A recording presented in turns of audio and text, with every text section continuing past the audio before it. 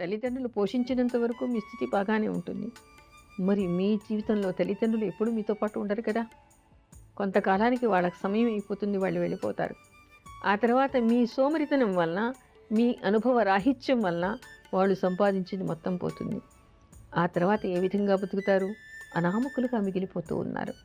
ఆ తర్వాత ఏమవుతోంది? అయితే రోగాల పాల్పడడం, లేదా ఏదైనా బలహీనతలకి లోనవ్వడం, లేదా ఆత్మహత్యలు చేసుకోవడం, లేదా సైకోలు, శాడిస్ట్‌గా మారి భార్యనో, భర్తనో హింసించడం. ఇలా ఎక్కడ చూసినా కూడా ఇలాంటి కథనాలు చాలా కనిపిస్తూ ఉన్నాయి. వీటికి కారణం ఏమిటి? మీ సోమరితనం మాత్రమే. మీరు మీ రంగంలో మీ తెలివితేటలకి తగినట్టుగా, మీ నైపుణ్యానికి తగినట్టుగా మీ సోమరితనాన్ని పక్కన పెట్టి కృషి చేశారనుకోండి, అప్పుడు మీరు ఎంత ప్రశాంతంగా ఉంటారు. మీకు ఎంతటి గుర్తింపు వస్తుంది. మీకు ఎన్ని విజయాలు వస్తాయి. అప్పుడు దరిద్రం మీ దగ్గరికి రాదు. ఎంత కాలం అనుకూలించకపోయినా, ఎంత మీకు విరుద్ధులు, శత్రువులు ఉన్నా మీ కృషి మాత్రమే మిమ్మల్ని కాపాడుతుంది.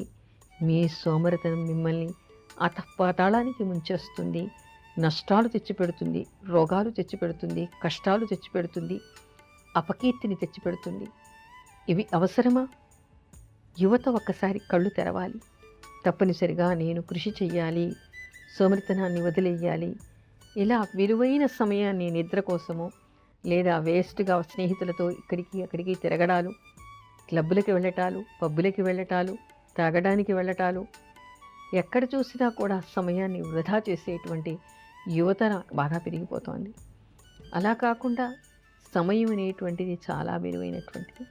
వెనక్కిపోయినటువంటి సమయం మళ్ళీ రాదు.